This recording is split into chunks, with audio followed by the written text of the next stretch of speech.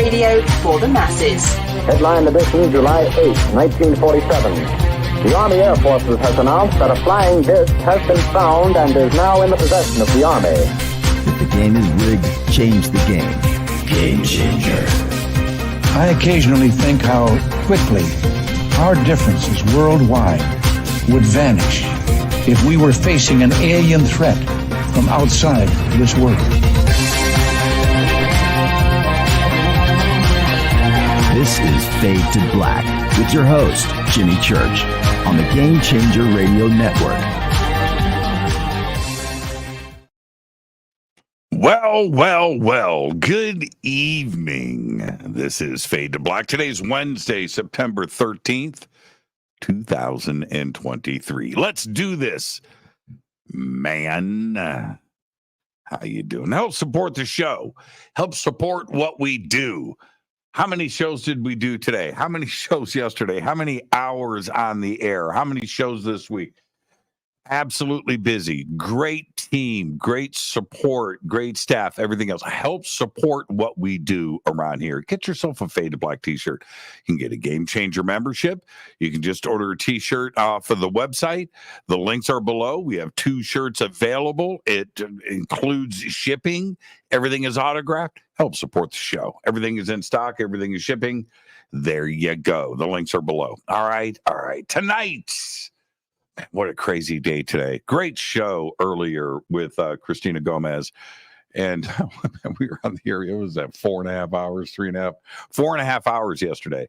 The hearing was 3.5 hours. Plus, we did a 1-hour pre-show yesterday. 4.5 hours on the air. Incredible. And a lot of people came in today to hear what we had to say about it.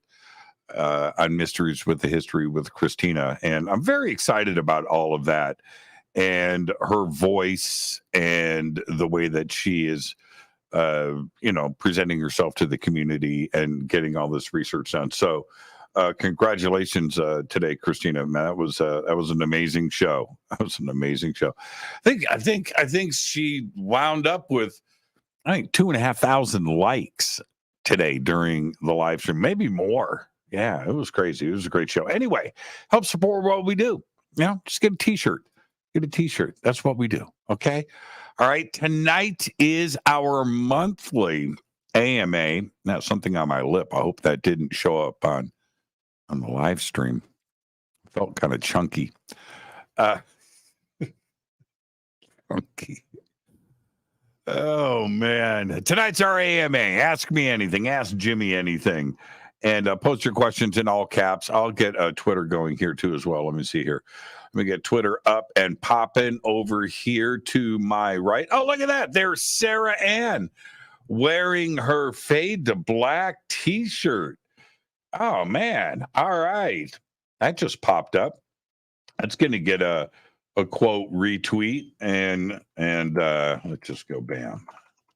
That is so cool. Speaking of t-shirts, look at Sarah Ann. Sarah Ann, you're so cool. All right. Yeah, that looks pretty good on you. Yeah, that does. Yeah. Get yours. Get your Fade to Black t-shirt. I wish I could share this in the chat. I'm not in the chat yet. But anyway, post your questions in all caps. You can do that in the chat. Please post it in all caps. I'm old. I've got old eyes. I need to see all caps. It's going to be a lot of action tonight, like with any AMA. And so all caps lets me separate everything, and it's quicker for me. So please do that. And you can also post over on Twitter, hashtag F2B. And man, Sarah Ann. Yeah, that is pretty cool. Let's see. We want. Okay, all right, and yeah, that's awesome. That is totally awesome. All right, let's see. So let's get set up for all of this. It's a crazy week. If we just stop and think and pause for a second. Everything that has gone down within the community this week, where We've got crazy news coming out of South America, Argentina, and last month it was Peru. And don't know exactly what's going on there with the sightings and the stuff that has been happening. And the last one was over I think it was an Air Force base in Argentina, where these objects came in off of the ocean and over that. I saw some comments earlier today. In fact, I got an email from somebody saying it was a camera flare. Could be. I don't know. But the Air Force said there was somebody injured on the ground. That was pretty interesting. I think they shot at these things too as well. But the email that I got today was in reference to the shape, that the shape was caused by camera flare. But the objects themselves, I guess, were real. So, yeah. And then, of course, what ended up happening yesterday, we had the UFO hearing in Mexico put on by Jaime Maussan. Very interesting, very intense, I might add. I guess it was in front of the Mexican Congress. I'm sure that you guys will have questions about that tonight, and we'll address that. And then tomorrow morning, bright and early, 10 a.m. Eastern time, out of NASA's Washington headquarters, NASA Administrator Bill Nelson is going to present their report about UAPs, formerly known as UFOs. And that's going to happen tomorrow, too, as well. Crazy week this week. I'm going to be off air tomorrow night. Let's see. Hey, Jimmy, your wall. Oh, this is a question. Okay. All right. I will get to that. That's from HH. Just popped up. Yeah. Put your questions in all caps. They are coming in on hashtag F2B too as well on X, formerly known as Twitter. Okay, so you can do that too as well. I am watching. There's HH. Betty Joe Jacks coming in. And there you go. She says, how do I get that email for being a fade or not? Right to Drew. And you should have gotten that automatically. And if that's not happening, thank you for pointing that out. I'll make that happen. Betty Joe Jacks. All right. Well, I just jumped ahead of my skis a little bit. Where was I? I was just talking about, yeah. So tomorrow, 7 a.m. Pacific time, NASA is going to release their report. Now, that's the press conference side of it will happen at 7 a.m. The report itself is going to be released to the public, from what I understand, in its entirety, not a redacted version, not a classified version, unclassified version, just the straight report. That's going to happen 1 hour before. So if it's kicking off at 7 a.m., it means the report's happening at 6 a.m. Christina Gomez is going to be going live at 7 a.m.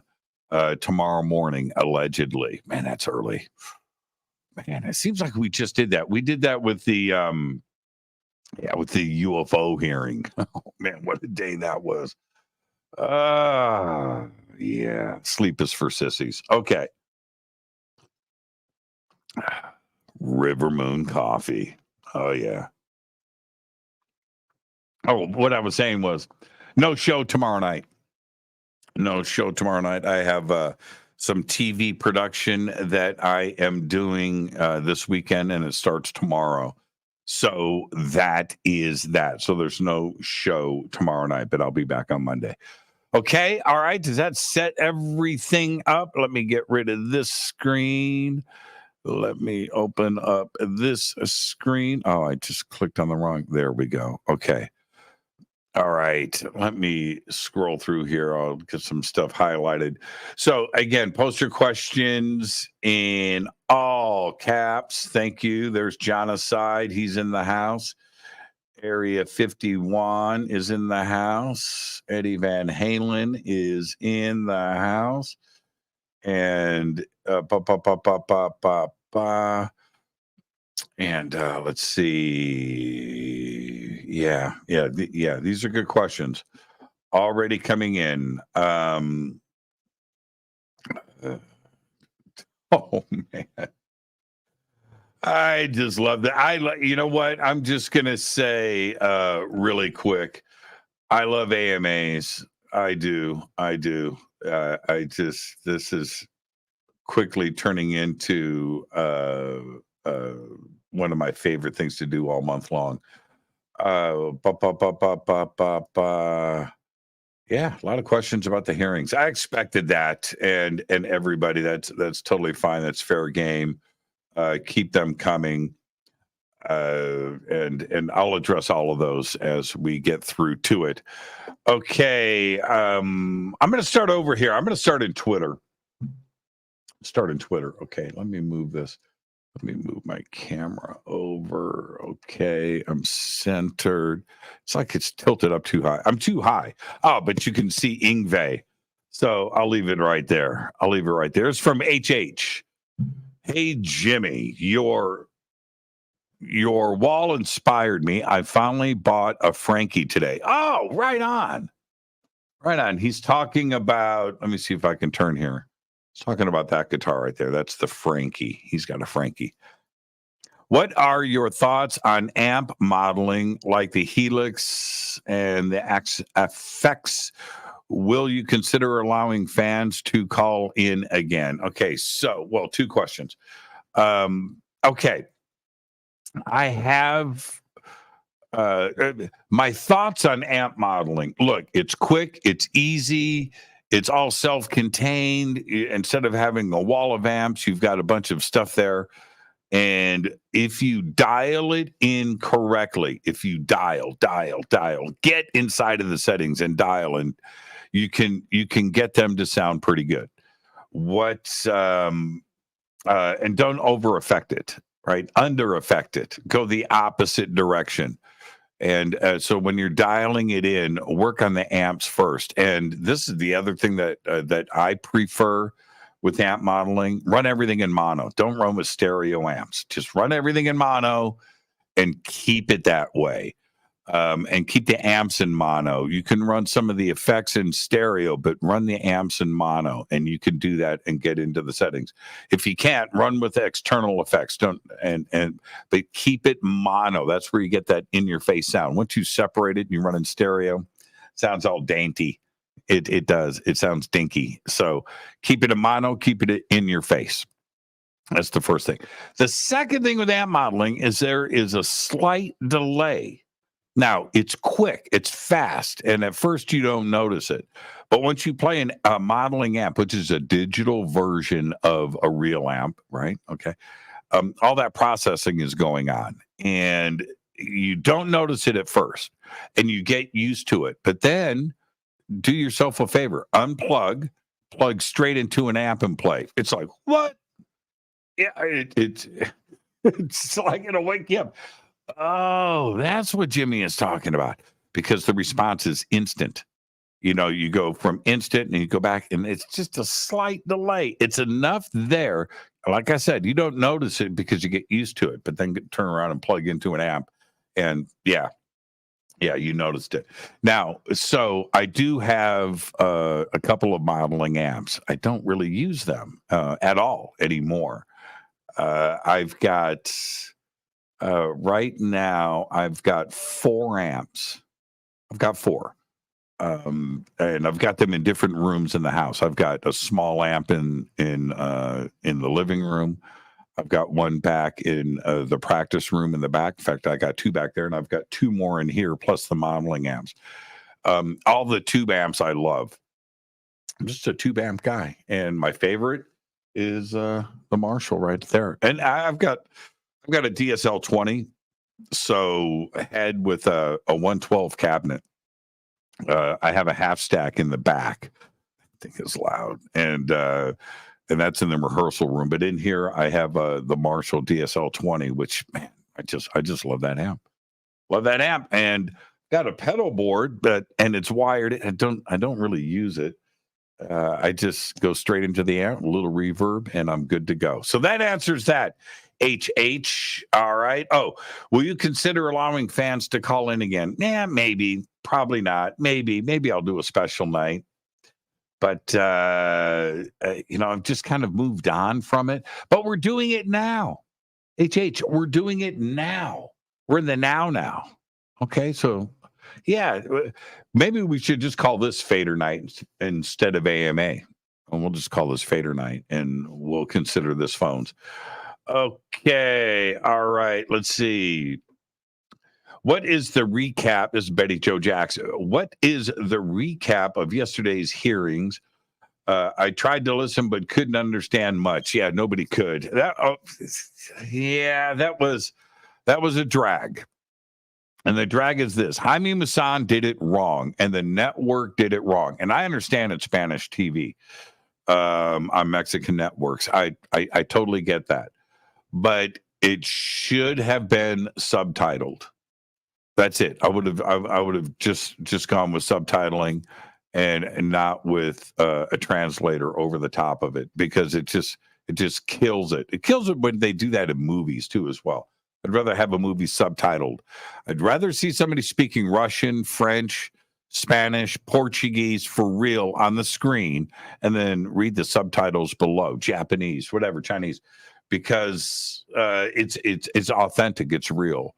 And the interpreter, no, over the top. It just killed it. It killed the entire entire thing. So there will be a translated version coming out of, and I think Christina's working on that now. Maybe it's up. But yeah. So my recap. The recap, I'm going to make it really quick. Jaime, ultimately, it was about the Peruvian mummies that were found in Cusco in a mine shaft, and in some mines, I should say, in Cusco. And he presented, he had a doctor, a biologist, he had some others, other witnesses that came forward. But the focus was on that. And it was the DNA stuff and the other research, and of course the X-rays and the presentation about that to the world. That was a pretty big deal, and many people had never heard of those mummies before, and they saw them for the first time. So that's the quick recap. And if I'm going to put an icing on the cake above that, and I can certainly discuss this more if you want to ask me more direct questions about it. But the icing on the cake is now it's out. It's out there. It's in the public, and it's now open for debate. And I think that scientists, universities, laboratories, biologists, anthropologists need to go and study the data, and hopefully now it looks like Maussan's got the bodies. They're not in Peru anymore, so I guess you can ask for your own tissue samples and get those done. I think that there should be MRIs, internal stuff done. There's been X-rays. We've seen the eggs and some of the internal structure, but I think that there should be some internal investigation inside what's going on. All right, bone structure, the DNA of the bones, and testing of all of the tissue, and so forth, to erase any questions that there are. Are they legit or are they fake? And let's get into it and get the analysis done on every part of those mummies, full tissue. Right. Until then, there's going to be a question mark, right? If they're real or are they fake? So I think that's the next step. That's my takeaway. Thought it was a pretty effective presentation. All right, let's see. Next up, this is from Matthew. Matthew says, your top 3 Egypt and top 3 Mayan or Aztec documentaries everyone should watch. Wow, like off of the top of my head? You want titles of documentaries? There was, I can't find it anymore on YouTube. I used to watch it all the time because it was so well done. There was a documentary on YouTube. Maybe it's back up, but it was called, I used to search for it because of the number 6,000. It was called The 6,000-Year History of Egypt. And it was just a phenomenal documentary. And I watched it for a few years. I would go back and watch it all the time. There's just some really good information in that. And then it just disappeared. And the music was really good. The music was amazing in that. But anyway, top 3. Well, Okay. Well, first, without any question, Chariots of the Gods, that is an absolute necessity. But you're talking about Egypt specifically.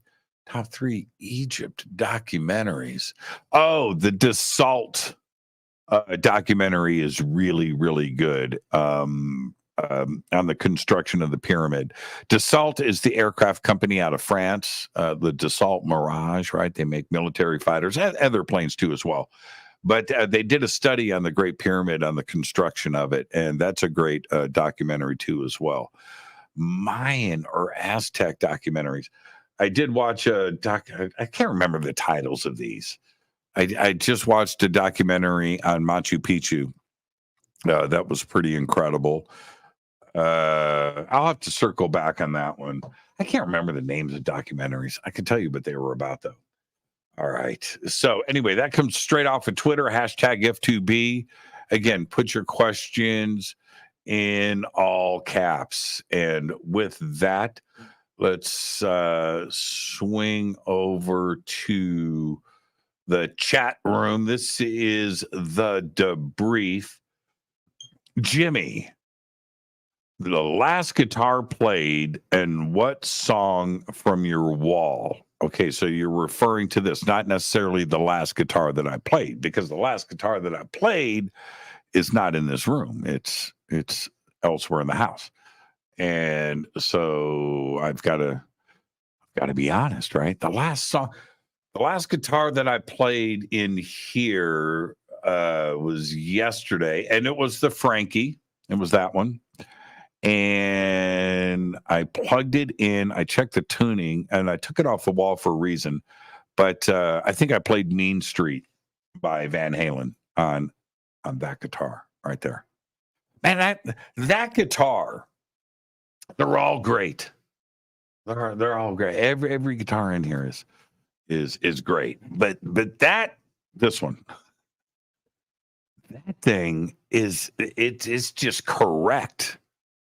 It's correct. It's got, man, Fender did a good job when they built that one. That neck and the pickup and the way it's built, it's one of those guitars. It's perfect. It's absolutely perfect. You know what's bad about the guitar, though? Let me show you something. If you go and you look, if you know anything about Van Halen, or Eddie Van Halen, I should say, then you know that on the back of that guitar, Eddie had reflectors on the back of the guitar. And so for the people out there that have those or have one or have built one, they buy the reflectors and they stick them on the back of the guitar. And so let me show you what's wrong with this guitar. All right. So this does not have the reflectors on the back.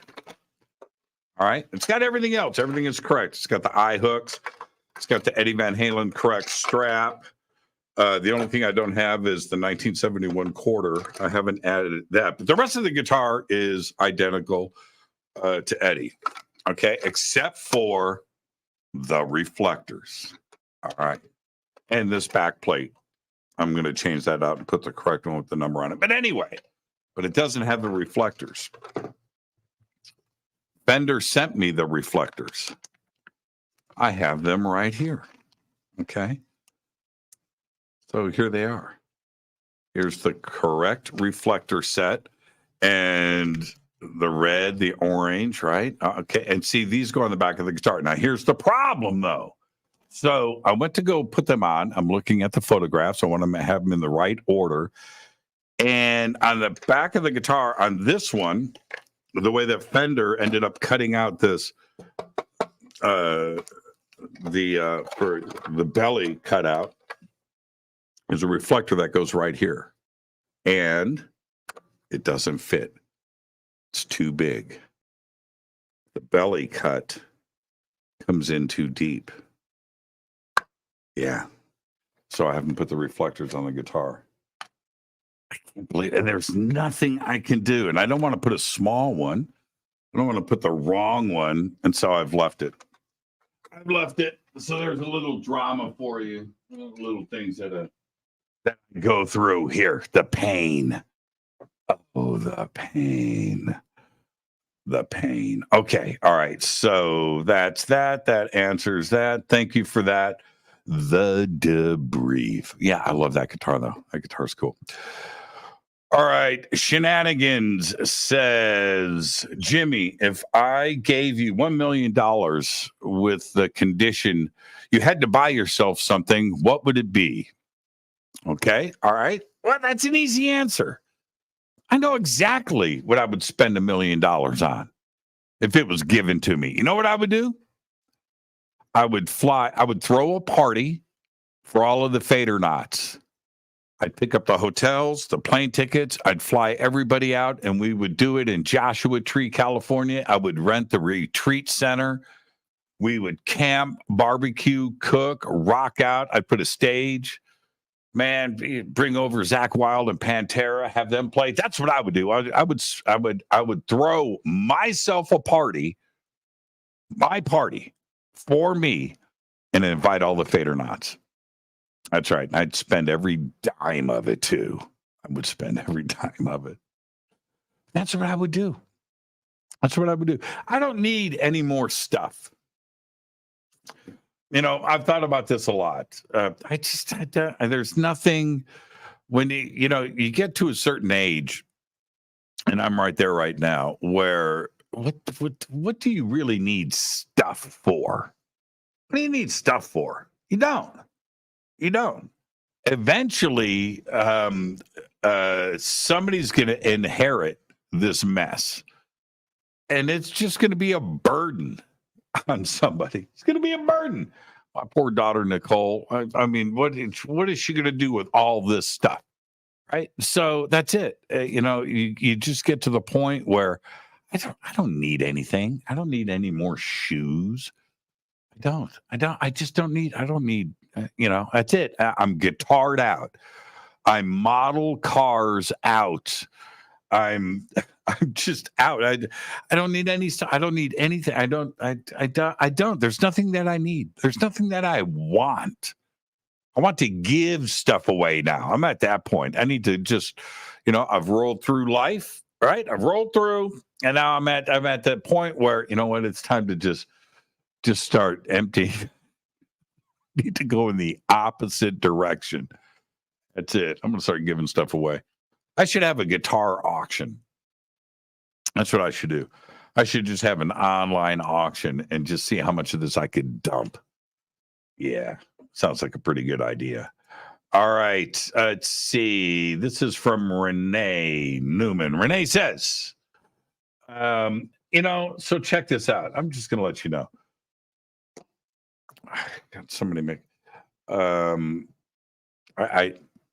have to answer this.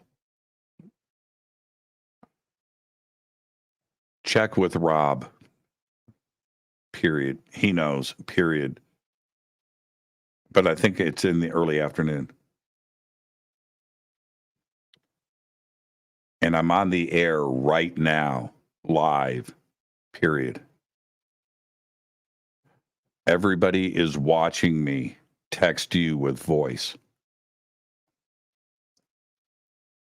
But they don't know it's you. It's our little secret.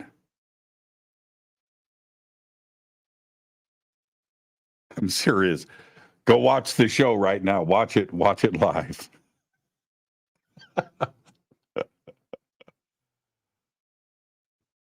I'll see you tomorrow. I think dinner plans for us should be about 6:30. We should be fine. Okay. Make them for 7 p.m. Now go watch the show and laugh your ass off.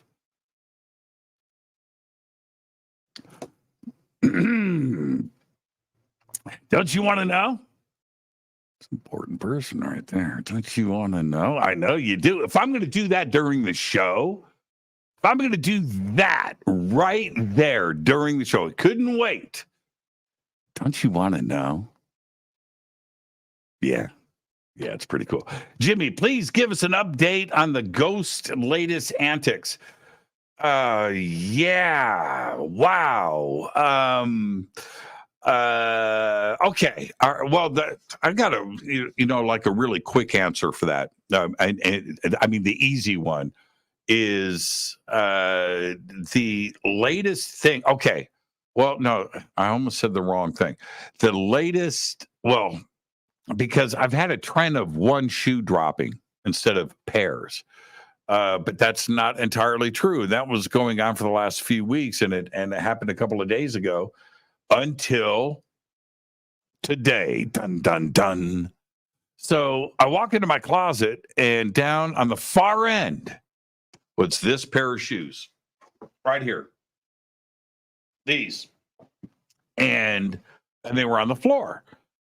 I was like, okay, so I go down and I picked them up, and you know the deal. I'm going to wear the shoes that fall, and this was the pair that fell, and these were never worn before, which I didn't know. I took them, and I grabbed them and went in, and you know how when you buy brand new shoes, the laces are like tucked in underneath, and it's like they're tied, but they're not really tied. They're underneath. I was like, oh man, these are brand new. I've never worn it before.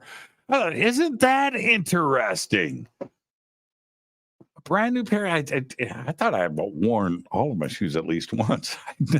I don't even know when I got them. But yeah. So anyway, but the latest antics is, and I was right now. There was something specific.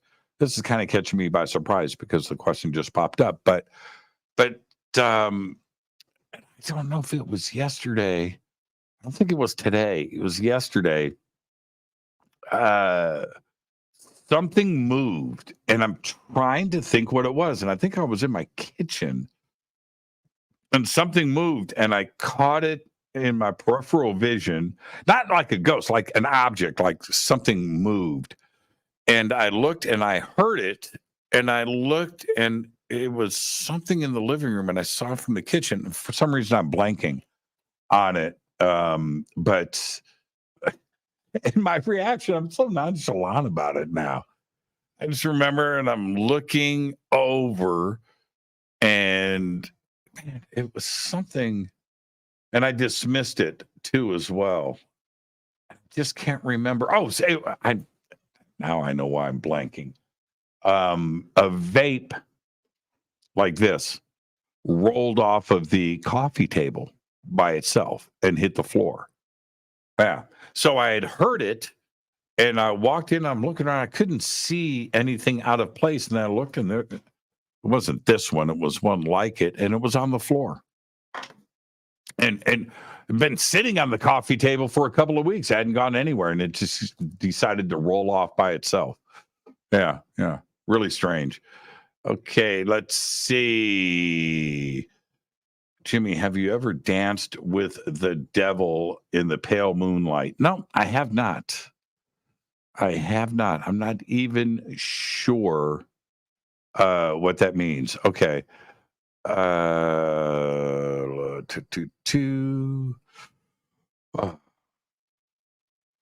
Questions in all caps. Yep. Thank you. All right, here we go. From Christopher.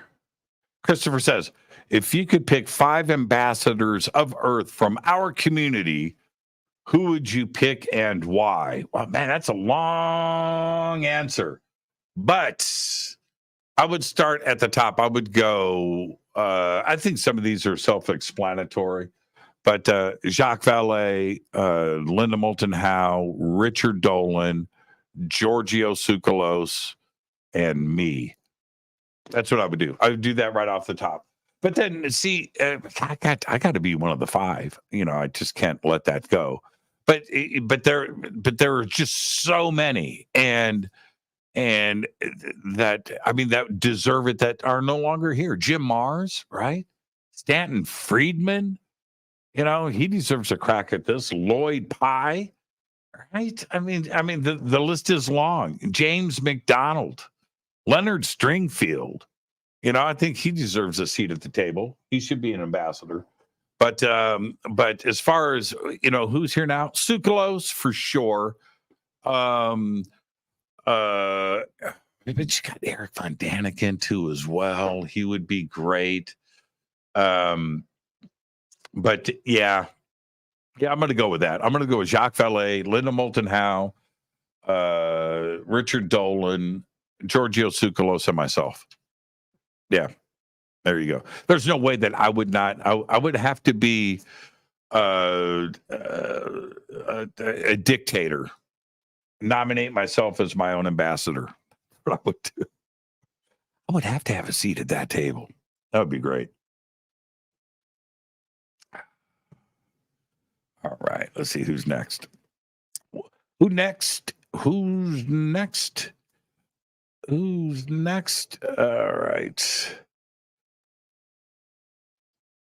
Do you think the alien bodies from Mexico conference are real, or is it a stunt? Well, I just went over this, Lord Nelson, but if you well, Jaime Maussan does have those kind of cojones, but if you've got the cojones to go on live television, in an official government building, take an oath, and then turn around on live TV in front of, and your audience is Congress and scientists, and you're going to turn around and pass on a hoax to them, that's big cojones, man. I mean, that's big, brass, hanging, gnarly cojones. That's what that is. I mean, just dropped on the table, just right in front of everybody. Just look at what I got. I got these. That's crazy. So now, that's if you knew that in advance. Would you do it if you didn't know and it was just a bad mistake? Well, that's a possibility. It is. So, why would somebody do? I mean, is Jaime Maussan that nuts? Well, and forget about Jaime Maussan. I mean, he's part of it. He helped put this thing on. But you got the guy from the Navy, right? A Navy doctor, and look at his CV, man. Look at his credentials behind him.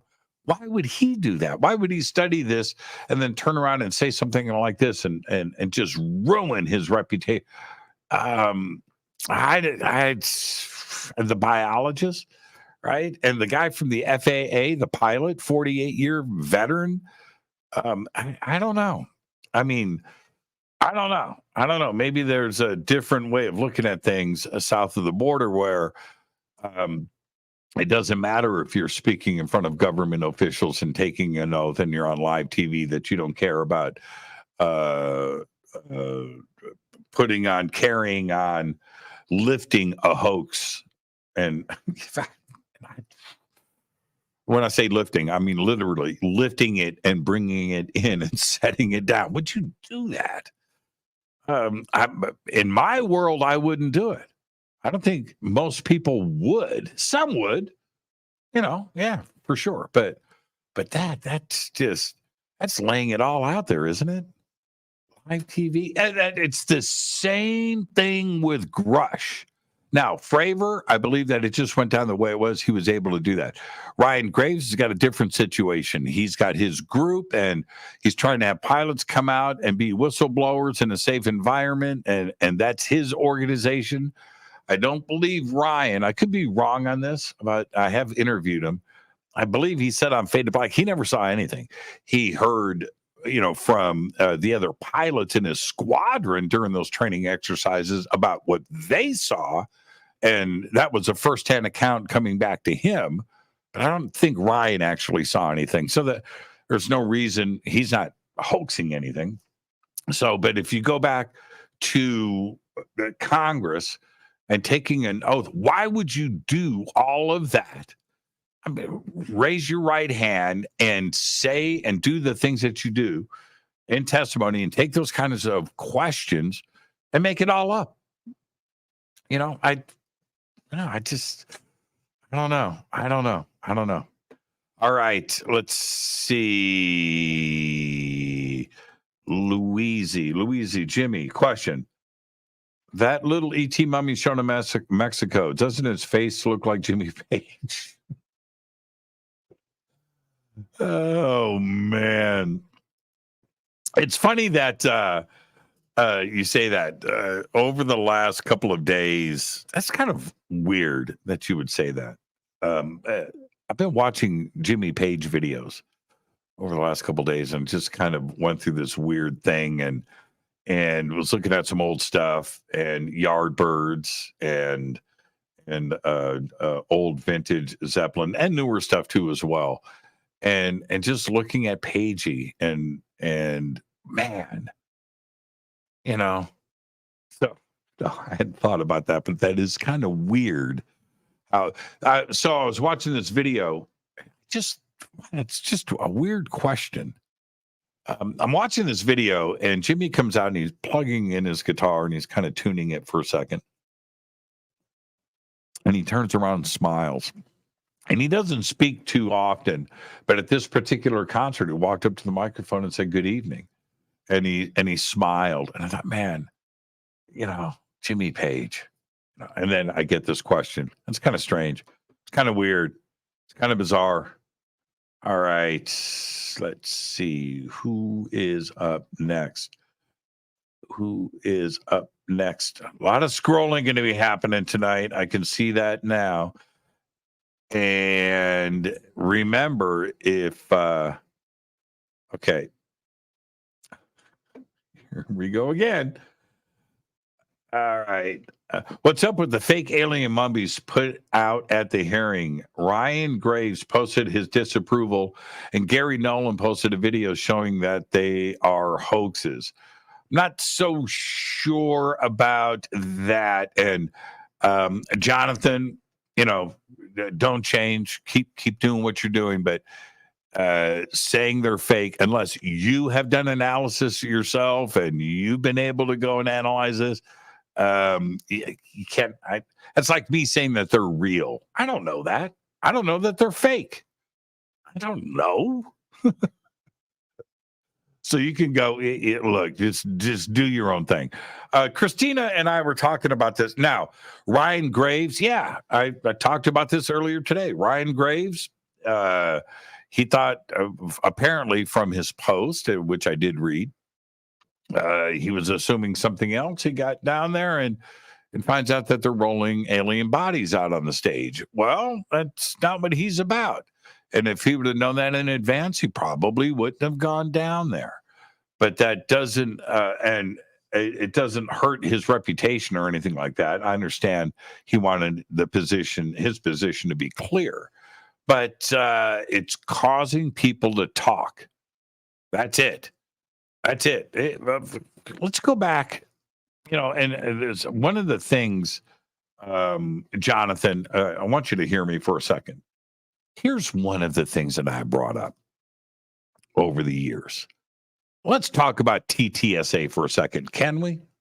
Let's talk about TTSA, Jonathan. Talk about TTSA. So TTSA comes out, and you look down that list, right? The board, the people, the CEO, all the way down. You go all the way down, and you got 12 names, right? 12 names. 10 CIA. 10 of 12 CIA, all the top to bottom. I'm like, well, wait a minute here. All right, what's going on? This feels strange. Why? If Fade to Black had 12 employees and 10 were ex or current CIA employees, intelligence community, do you think I would have something to answer for? Do you think I would be concerned? Do you think that the community would lose their minds? Yes, they would. Do you think I would be attacked? I would, and rightly so. Okay? So I had asked that. I said, well, we need to slow down. We need to slow down here for a second. All right? Now, here we are. How many years later? TTSA's no longer around. They were going to give us flying anti-gravity civilian airliners. They were going to give us all these videos and all these witnesses and all this stuff. They were going to present all this thing. And it was all over it was everything. And the community, right? Just New York Times, CNN, Tucker Carlson, TSA, TTSA, TT. Blah, blah, blah. You remember all of that? Remember all of that? All right. Now, they're no longer relevant. They're gone. It's done. Elizondo gone. Mellon's gone. And everything else. And they're still trying to be an entertainment company, I guess. I don't even know. But you can say they elevated. They brought the questions out. They allowed the community to be aware. They brought it into the media. They got the UFO question out in front of everybody. Now, it may have been a CIA operation. It may have been that. It may have been questionable from the word go, but they got the discussion going. All right? So no matter what you want to say, Ryan Graves got out there. That is in the media. It's in the media again, and it's causing people to talk. It's the same thing with David Grush and the UFO hearings. There was no evidence. There was nothing there. Nothing was presented. You know what? It got people talking. He did his job. And that's what TTSA did. Now it turns out that TTSA is a little blip in the radar, little bump in the road from like 10 states over, 1,000 miles ago, a couple of years ago. It's so passé, but they elevated it. Right. So when you say things like that, you're not thinking correctly. And Gary Nolan, I think Gary is taking the right approach to this. All right. Well, maybe I'll take another look. I'll take another look at the data. I'll check this out. And he's the right guy with the right open mind, the right kind of scientist to take a look at this. He's had his own experiences. So, and I think that Gary would be straight. Be straight with us. He'd take a look at the data and he'd tell us what's up. So, yeah. Okay. That's where I'm at. And I'm not going to change. So there you go. Okay. Marjorie Hickey. Jimmy, will you be posting a translation of the Mexico hearings? I think Christina Gomez is handling that. I'm not going to be doing it. I'm not, but stay with Christina on that. Christina, if you're in the chat room tonight, let everybody know. And then, okay, so follow Christina's Twitter. I'm sure that she will pop something up there as soon as she's got it ready. It might be up already. All right. Jimmy, what's your favorite Metallica song? Turn the page. Oh, that's Bob Seger. I like their cover version of that. So, yeah, I don't know. I kind of like all of Metallica. I mean, the first album was so thin sounding. When Bob Rock came in and they did the Black album, it's a few albums later, I understand. But when the Black album came out, that was a full sounding Lars's drums. You could finally hear him. Before that, if you listen to the Metallica records, Lars's drums sounded like cardboard. There was I believe I just said that, but they sounded like cardboard.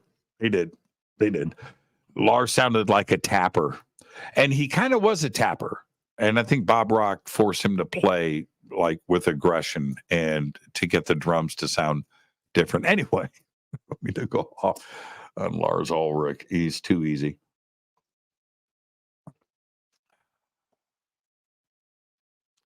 Have you ever had a favorite guitar stolen? No. I had guitar pedals stolen. It was my birthday. I think it was 19. And I had a garage band, and I was working at Bell Laboratories at the time. And there was this guitar player, I forget all of this now, but he invited us over to jam in his garage.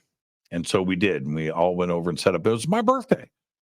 And went home that night. And what I do remember that night, it was my birthday, and I was at a was at a gas station pumping gas, probably 2 a.m. in Indianapolis next to this cornfield. And this car accident happened right in front of us.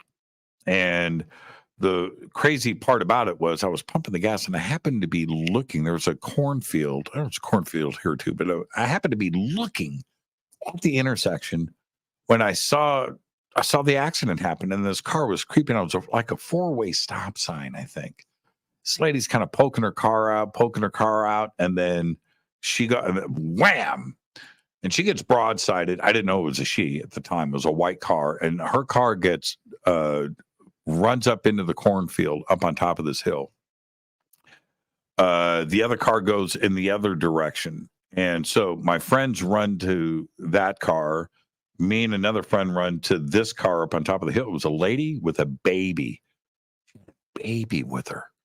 And she gets out of the car and she's got her baby. And she goes, "I'm drunk." I'll never forget that. I will never. It was a trivia thing. So anyway, so all that happens. The police show up and whatever. I go home. I wake up in the morning. My phone rings. I'm at my apartment. It's that dude. "Hey, man, my garage got broken into last night, man. Everything was stolen." Like, what? Yeah. So my amps, my pedals. Yeah. But I took my guitars home with me that night. So,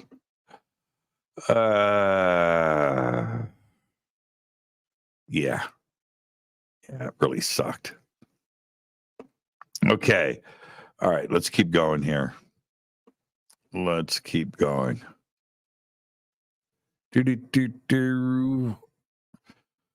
There's a lot to scroll through. Have you had the chance to watch the movie Talk to Me? Okay, hold on for a second.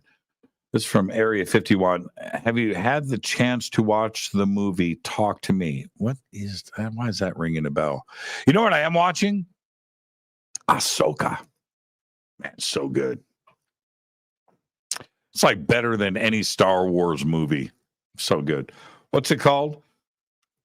Talk to Me movie. All right, let me see. What's Talk to Me? It's a horror thriller. Came out in 2022. It's got a 3.7 rating on IMDb. Ooh. You know, you got to work for a 3.7 on IMDb. I mean, you got to work. You got to work hard. You got to work hard to get something over an 8 too, as well, over 7. But a 3.7 on IMDb. Let's see who's in it. Sophie Wilde, Miranda Otto. Oh, she's great. I like her. Joe Bird. Okay. But no, I don't think. When a group of friends discover how to conjure spirits using an embalmed hand. Oh, okay. Well, no, I haven't seen it. All right. Let's see. Top 3. Oh, okay. I already did that. Man, am I that far behind? Ooh, let's see. Okay. Let's go with this one. It's from Travis. Travis says, "What is your take on aliens and UFOs being us from the future going into the past to alter their own?"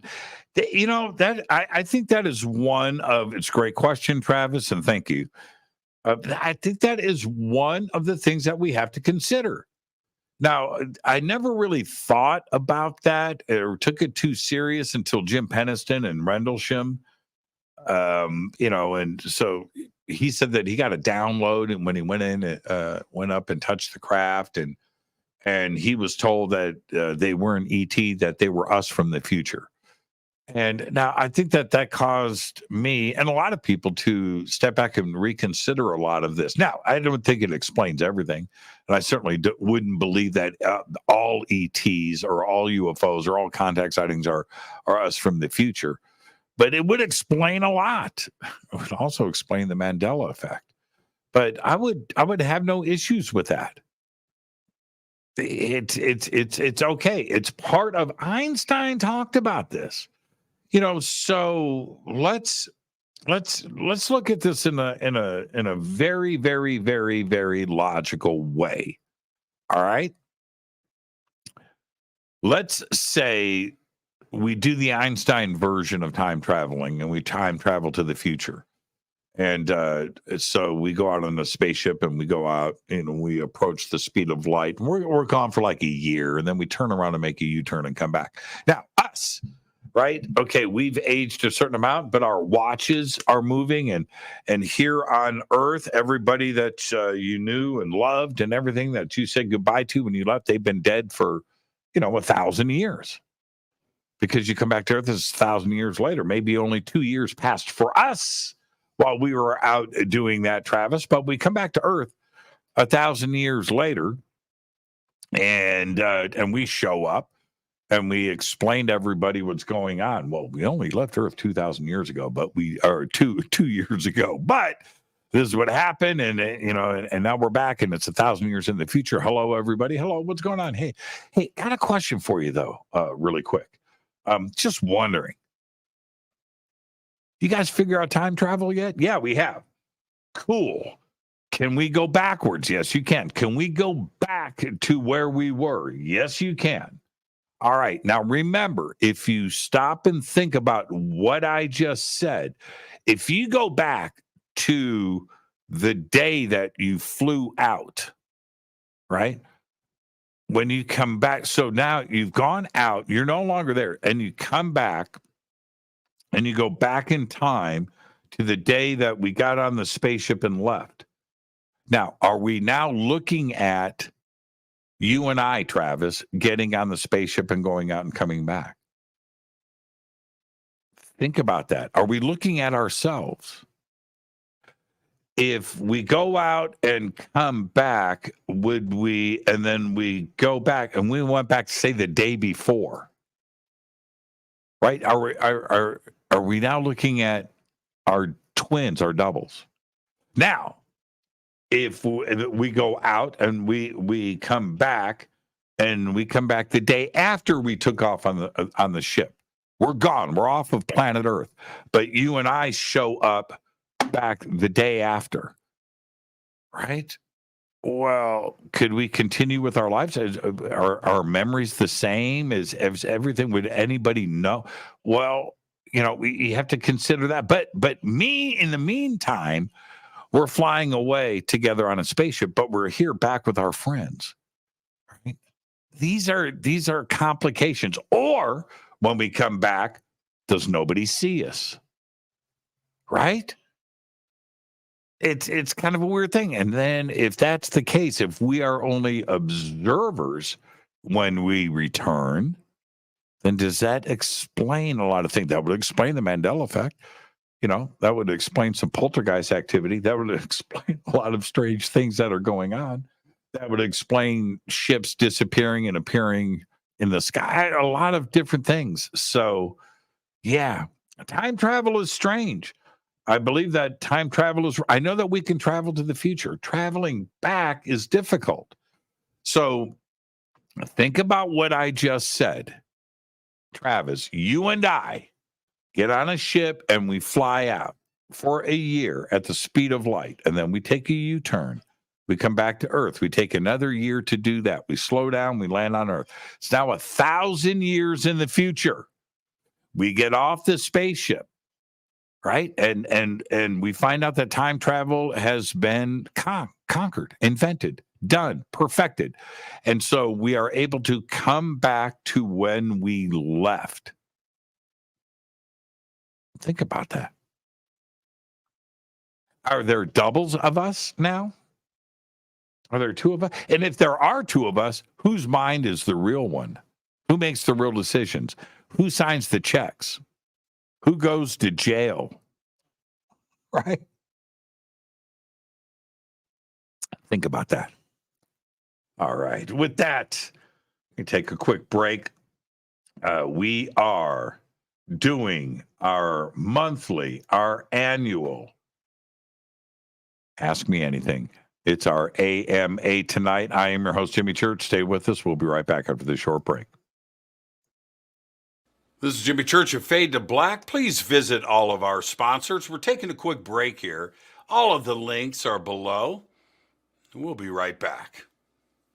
Join us November 10th, 11th, and 12th, 2023, live at the Luxor Hotel and Casino on the Las Vegas Strip, as Disclosure Fest Foundation and Fade to Black Radio presents Stairway to the Stars, a Human Origins Science and Technology Expo, with live talks, lectures, and workshops by world-acclaimed researchers and authors featuring topics like human origins, ancient technologies, indigenous teachings, workshops, a mass meditation, yoga and sound healing, music, and so much more. This is Jimmy Church, by the way, and I'll be your host all weekend long. Don't miss our intimate sky watch and meteor shower over the infamous Area 51 airspace in Rachel, Nevada, with special surprise celebrity hosts guiding us through the night. This event will sell out. For more information and tickets, please visit disclosurefest.org. Hi, everybody. Jimmy Church here. Very special announcement, and that is we are shipping Fade to Black T-shirts again. It's been almost 2 years. We did a full upgrade to the website, so you can head over to jimmychurchradio.com.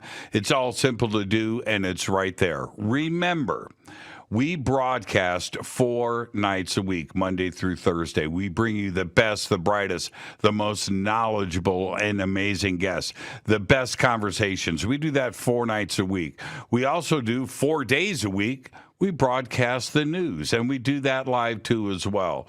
It's not a one-man show. I do it with website support. I do it with producers. I do it with writers and artists. All contribute to the show. The best way to help support what we do here is with the Fade to Black T-shirt. And you can get your Fade to Black T-shirt one of 2 ways. First, go to jimmychurchradio.com, order a shirt. It's really that simple. You're going to get a tracking number, it's going to get shipped, and it's going to get autographed. The second way to get a shirt is with a Game Changer membership. Now, the Game Changer membership not only includes a free T-shirt, but you get a private email to me. You get unlimited commercial-free downloads. You have full access to the website, and everything includes free shipping, and everything is autographed. So help support the show. Get your Fade to Black T-shirt today. The links are below. You can just go to jimmychurchradio.com, and it's right on the website. So there you go. I'm Jimmy Church, Fade to Black. I'm so excited that I just have one thing to say. Go Beckley Teppy. River Moon Coffee, makers of the Fade to Black blend. Truly the best coffee on planet Earth. Just visit rivermoonwellness.com or their Amazon store. It's all simple to do. You can check out the Fade to Black blend, the Game Changer blend, or any of their Black Moon Wellness products. It's the only coffee I drink. It is the best, and it's Doc. Again, rivermoonwellness.com. All right. Welcome back, Fade to Black. I'm your host, Jimmy Church. Tonight's our monthly AMA. And yeah, River Moon Coffee. Got it right here. The links are below. Get yourself some River Moon Coffee. It is the best coffee in the world. I like my coffee, Doc.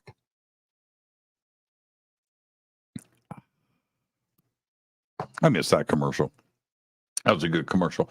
Post your questions in all caps in the chat and also over on Twitter, and you can do that there too as well. And so let's keep things going. Let's see who's up next. Let's see what we got here. Okay, this is from Bill.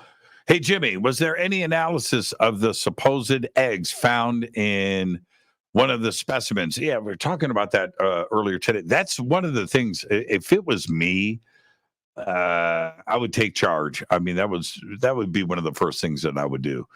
Are you desecrating? You know, and things. You know, we need to find out. So, can you do it non-invasive? Right? I don't know. Do we cut those things apart? Can we get enough from a CAT scan or an MRI to see Is there a way? What about a biopsy? Just going in and a little drill hole and getting inside of the egg and removing some tissue to see the DNA that's there. Is it a chicken egg? Right? Is it a robin's egg? Is it reptilian? I don't know. So as far as I know, we've got the x-rays that clearly show 3 oval objects that look like eggs to me. They certainly do. Now, the measurement of the mummy with the eggs in it, I've read, is it's only about 60 centimeters, right? The whole thing is only about this big. So those eggs must be like tiny, right? So I don't know. They're not, they're not like eggs you get, from a dozen eggs, extra large, grade A, chicken eggs, you know what I mean? Free range from Trader Joe's. No, I would suspect that those eggs are about this big. So I don't know. That's the first thing I would do, though. It's right there. So yeah, it's a great question. And at this point, and it looks like Jaime is in full possession of these, man, ship those things to the United States, pop them in a FedEx envelope, and get those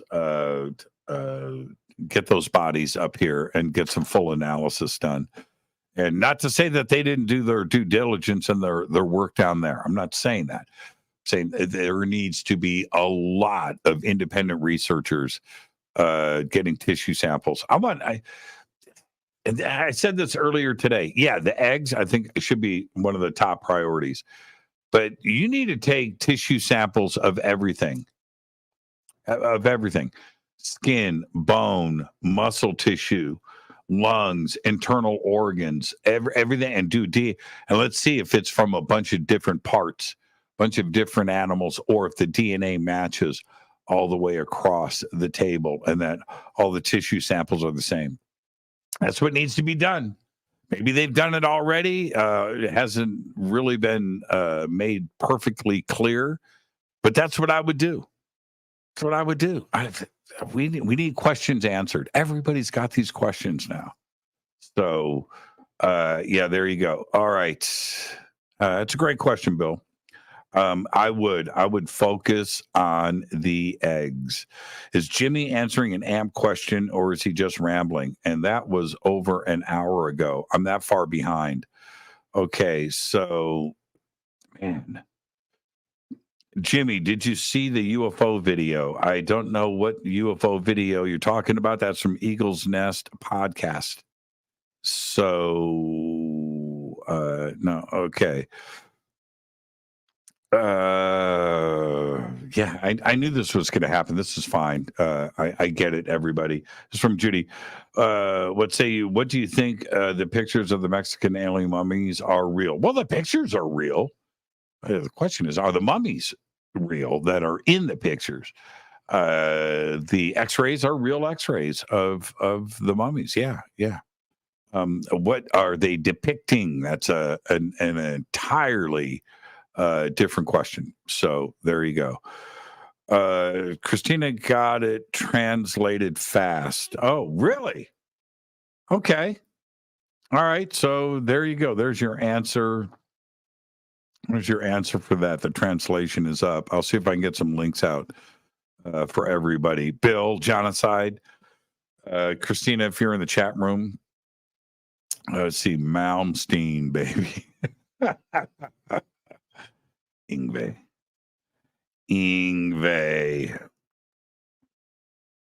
Please play a song on the guitar. Not tonight. It's not going to happen tonight. Let's see. This is long. Let's see. Who owns Octothorpe? The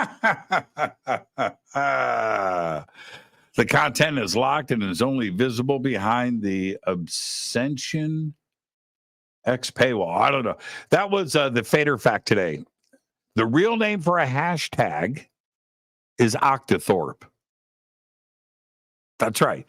Now, so you have the hashtag, right? So octo, 1, 2, 3, 4, 5, 6, 7, 8, right? Okay. That makes sense. The Thorpe part of it, I don't know where that comes from. So if somebody can figure that out, let me know. But it is behind a paywall. Oh, man. That is just too funny. Let's see. It's from Ange. Your prediction for the NASA hearing, please. All right. You know, I'm never wrong. All right. So this is my prediction. The prediction is going to be the report is going to focus on how and techniques and the logistics behind looking. I think that's what it's going to be a focus on, by utilizing NASA satellites, ground radar stations, and telescopes, and sensor data to track these. Now, they've already said that they're not going to focus on any past and identifying anything from the past. So it's going to be focused on what to do now and moving forward.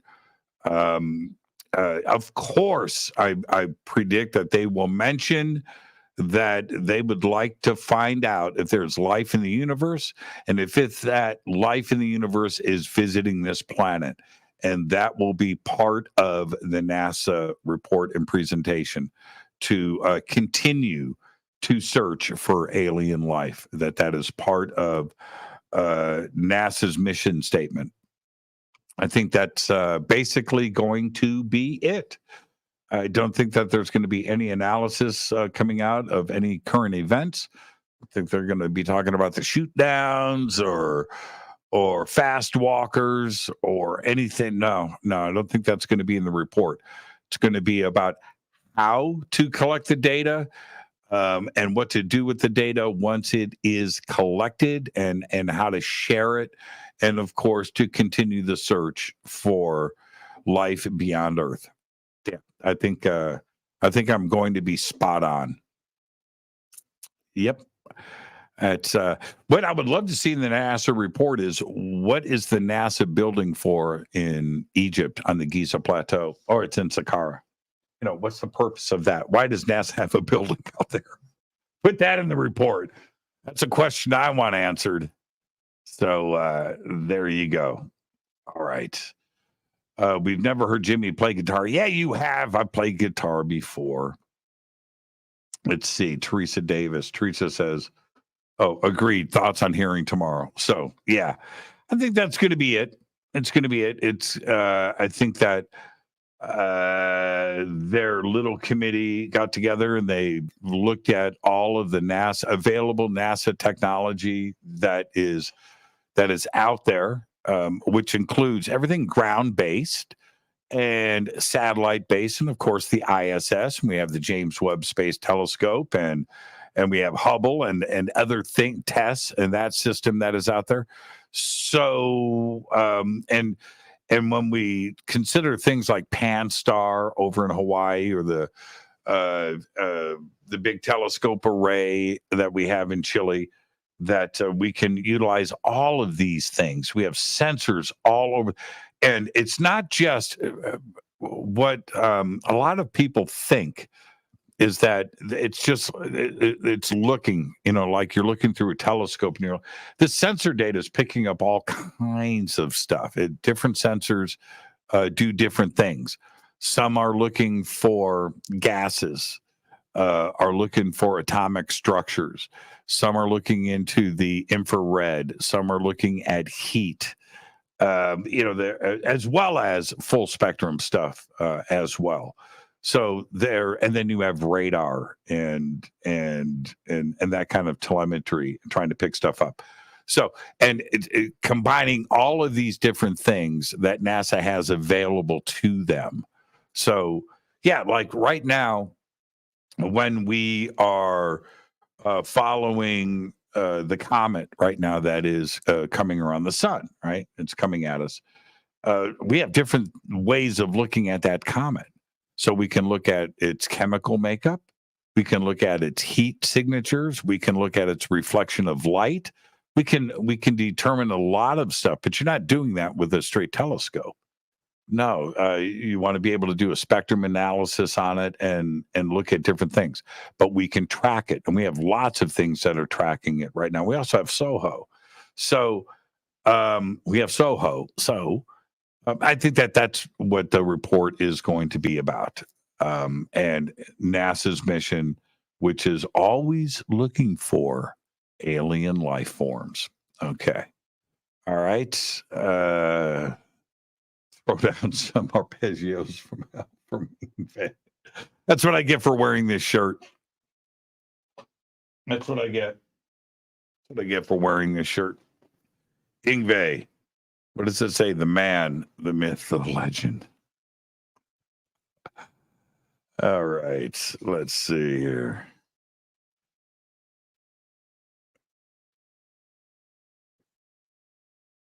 This is from Sandy Q. Do you use freshly ground coffee beans? I do. Yeah. I have how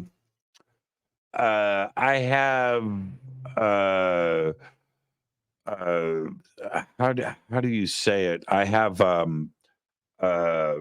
what's it called?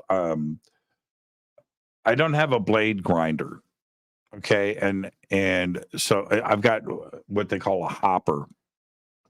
And so it's a big grinder, and you fill up the hopper bin on the top, and that's what I grind with. But yes, I grind every day, all day long. So yeah, I grind my own beans. I haven't bought ground coffee.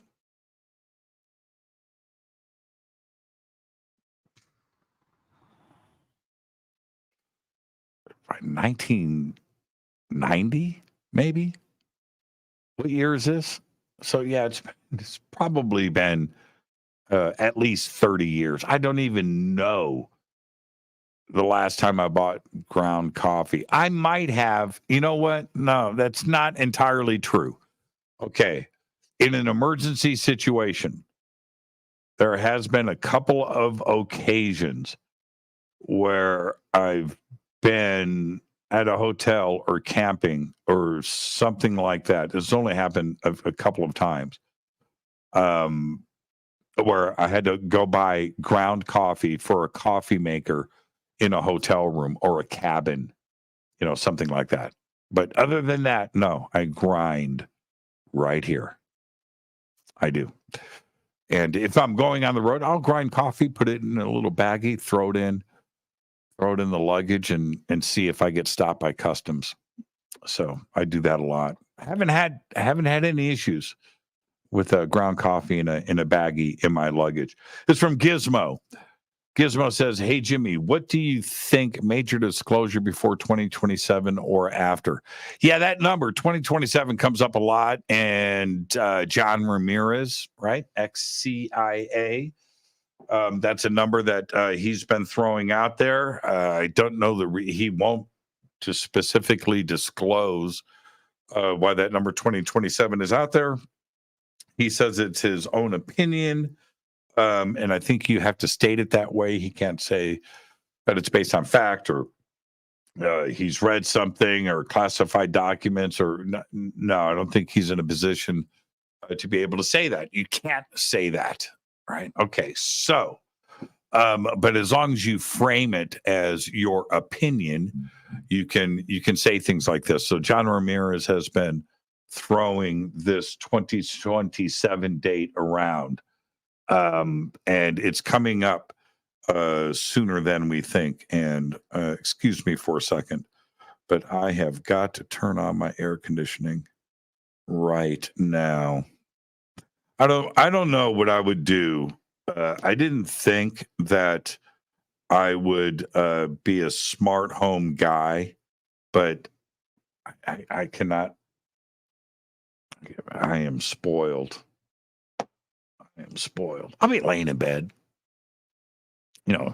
whatever, wake up 1 a.m. and like, man, it's kind of, I'm going to turn on the air conditioning, pick up my phone and put it down. Before, you'd have to get up, go downstairs, go out, go up to the thermostat, dial it, and you wouldn't get out of bed for that. You'd rather die of heat.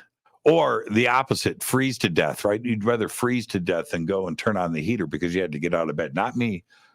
And I never thought, this is an AMA. Do you remember 10 years ago when I said, I'll never do a smart home? Never do it. And then Black Mirror comes out. And those episodes, those smart home episodes, it was like, that's the warning. That's the warning signs. And I had done a couple of shows, this is many years ago, where I talked about the software that runs Android and that which is owned by Google, right? Okay, so that software is in every single device. So whether it's your refrigerator or any smart device that you have, everything, that's all Android, right? And it only takes one out of work bored computer hacker in Russia to go, man, I'm going to write some code. I'm going to crash every refrigerator in the United States. Send. It doesn't take much, man. It just doesn't. And I don't know what I would do if a couple of months ago. So just to give you indication. So all of my fire detectors, they're all smart, right? I've got light switches, smart, garage door, outside doors, door locks, all smart, everything, alarm system, all smart, thermostat, smart, all of this. I can literally right here, I'll just scroll down. So you can see right here, front door lock, right? Unlock, lock. And that's every door in the house, right? So, if all of that just ran amok.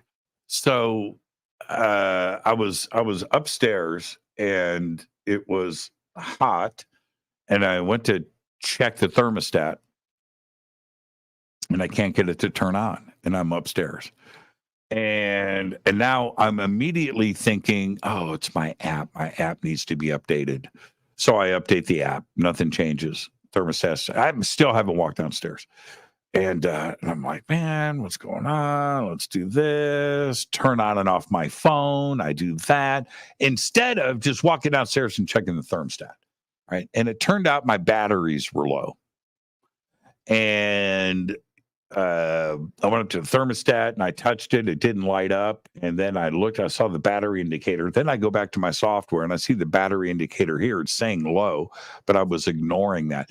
These are the things that you have to deal with a smart home and how quickly we unwind and forget that it wasn't that long ago and you just had to walk up to the thermostat and touch it. Remember you had the auto button and you could just hit auto and set it and forget it, right? But now that's not good enough. Now you just want to be able to have full control all the time. And once you lose it, you lose your mind. Now, what if everything ran amok, right? That suddenly my refrigerator is doing its own thing and my Roomba is doing its own thing and my locks are not locking and they're unlocking. And my alarm is going off and the garage door is going up and down. That's the issue. That's the issue. So, man, why did I go off on that? I don't know. Let's get to a new question. Jeep only has 4 CDs. AC/DC, CCR, Supertramp, and Steve Miller Band. Which one are you playing and why? Oh, my Jeep. I don't have a CD player in my Jeep. How old do you think my Jeep is? 1995? Bad. When was the last time a CD player came in a car? Asking for a friend. Anyway, I'm going to go. AC/DC, CCR, Supertramp, and Steve Miller. I'd say it's a coin toss between Supertramp and Steve Miller. It would have to be Supertramp Breakfast in America and Steve Miller Band Fly Like an Eagle. Either one of those albums, coin toss, you're going to come up with a winner.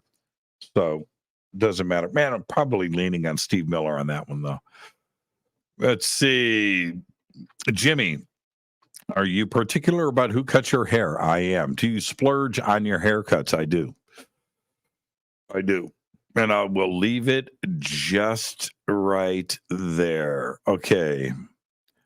Jimmy, before I began my tour with KISS, I was in the Navy stationed in Millington, Tennessee. What is your fascination with NAS Memphis? What is NAS? Is that Naval Air Station Memphis? I've been to Millington. I don't understand the question, but I like that drive, though. I like that drive up the Mississippi to Millington. That's a pretty nice drive from Memphis to there. It's a pretty cool, beautiful part of the country.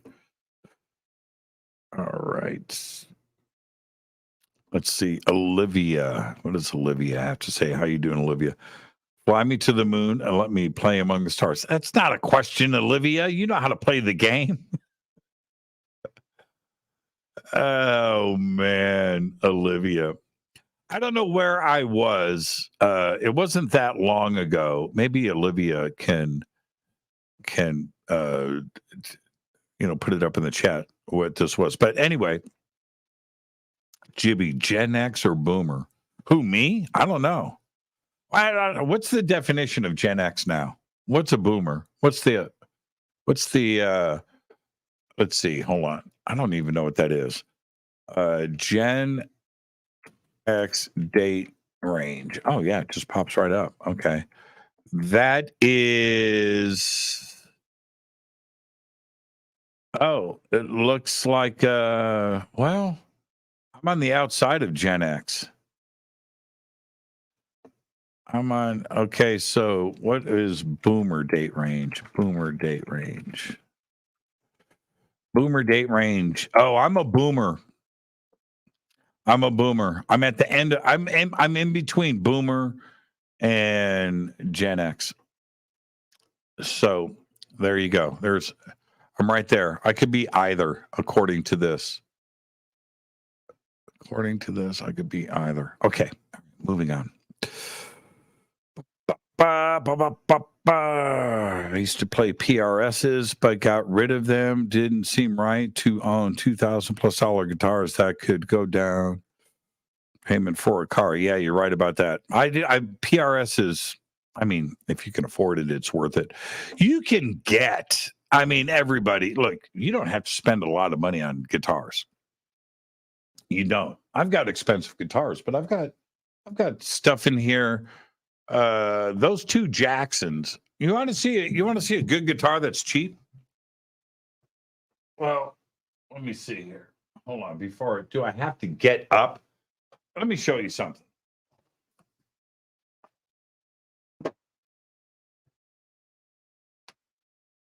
See this guitar right here? Do you see it? You see this guitar? This is a Jackson. This is a neck through Jackson, bright orange. Look at that. Look at that paint. Oh, you can't really see it here, but man, it's this fluorescent orange. Okay. You can't really tell, but it's bright orange. Look at this guitar. Original Floyd, Seymour Duncan, Trembuckers, the Cool Rail, single coil humbuckers, neck through guitar, full pick guard. Look at that. Beautiful guitar. Beautiful. I paid, this thing shreds, man. It plays right. I think I paid $500. $500. I need to play this one more. And they've just come out with a few different models. I've had this one now for about 10 years. Look, still got the stickers on it. Yeah, still got the plastic on the back. That's kind of embarrassing. I've had this for about 10 years. Great guitar. $500 all day long. You don't have to spend a ton of money. So There you go. You don't. Okay. If you could pick 5 ambassadors from Earth, am I that far behind? 7:30, 8:30. I'm an hour behind. I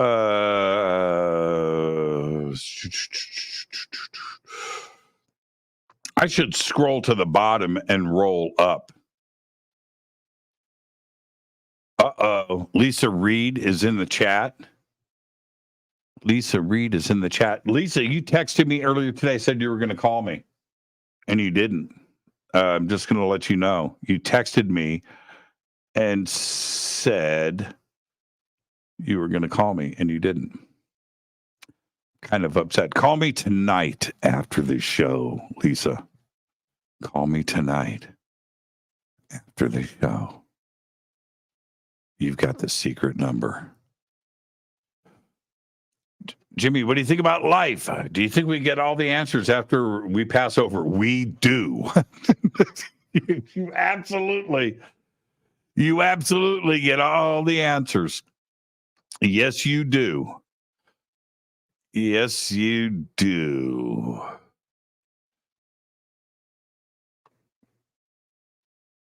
Does Jimmy want a donut? Ingve. Single coils or humbuckers? Single coils or humbuckers? It depends. Now, I cheat, though. Okay, I cheat. This is from Peregrine Guitars of Texas. I cheat. So if you see single coil pickups on my guitars, okay, and there are a few there, except for like the Jackson and those, that's different. Those are split rails. But if you see a Fender single coil on one of my guitars, I was just going to grab their Ingves. They're Ingves. So those are stacked humbuckers.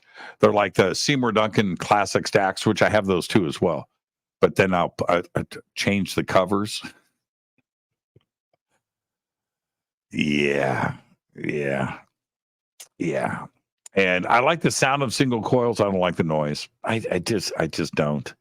So that's a great question. It's an honest one. You know what?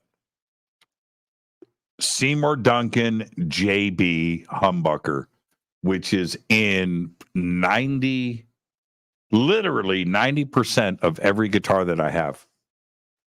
Okay, except for the Eddies. Those are not. But other than that, every guitar here and the Les Pauls have the burst buckers in them. But everything else, I would say 90% Seymour Duncan JB. I've got extra JB humbuckers in boxes sitting right there. And I'm just constantly pulled. It doesn't matter. I don't care what I'm taking. It doesn't matter what it is.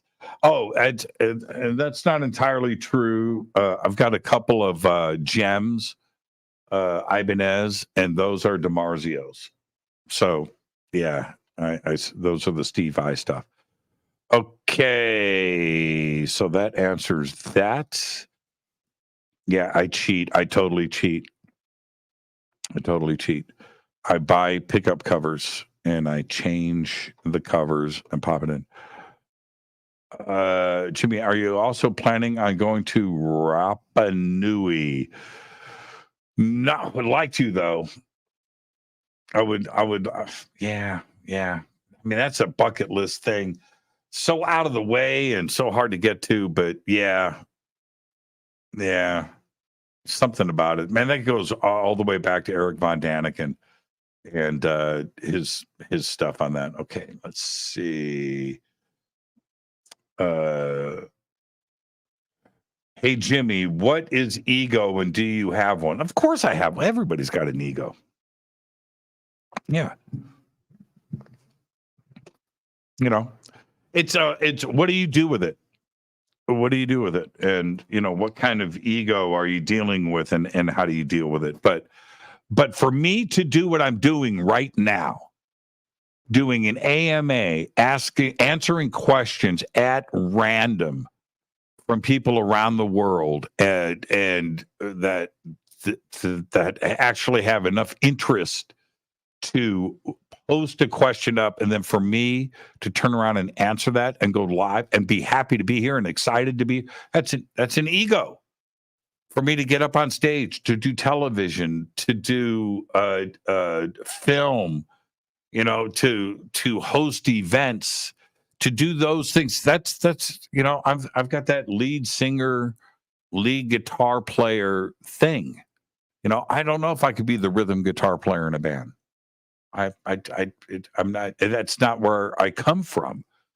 I have been around so many people that will not go out on stage. Can't do it. They can't do it. And I get that. I understand it. I am the opposite. I love it. I feed off of it. Getting on the air every single night and coming in and hitting that go live button and turning on the gear and doing a mic check and check and I am fired up. I cannot wait.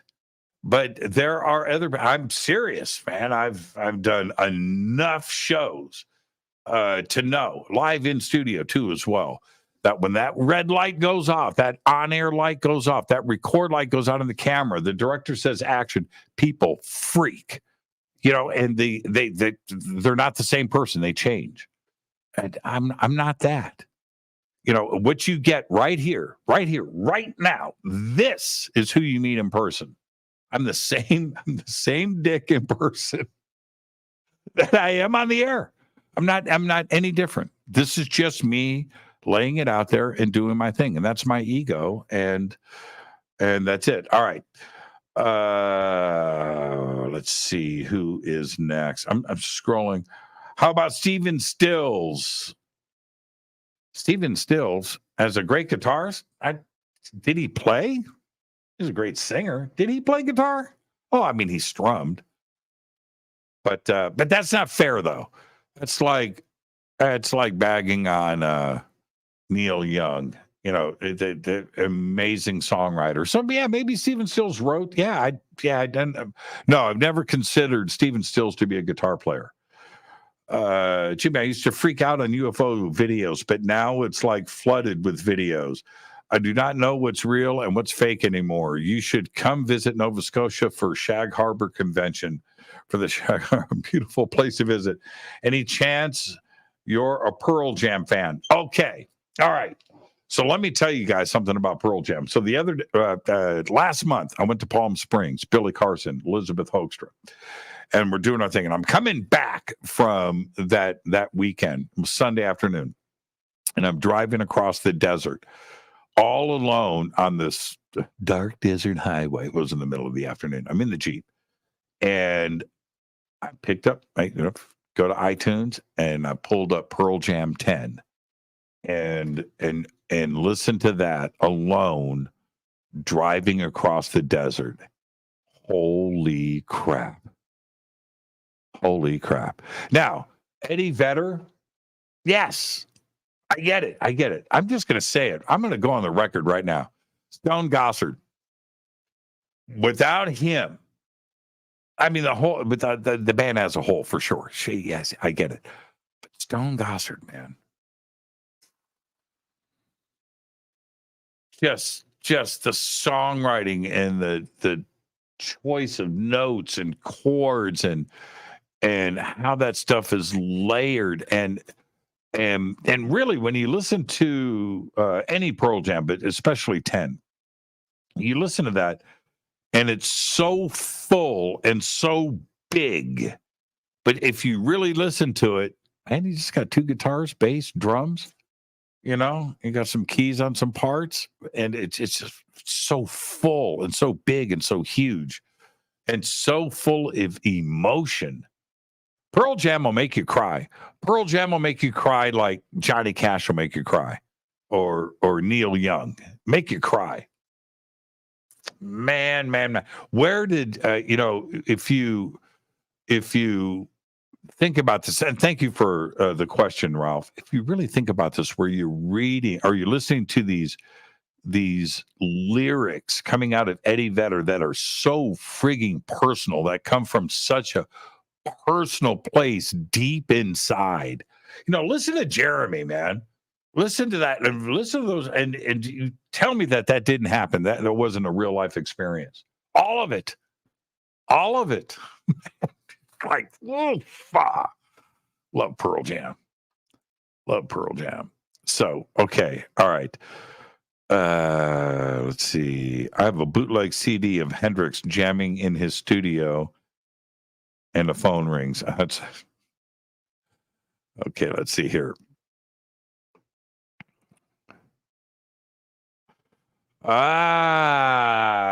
Heard you mention with Christina. This is Bill.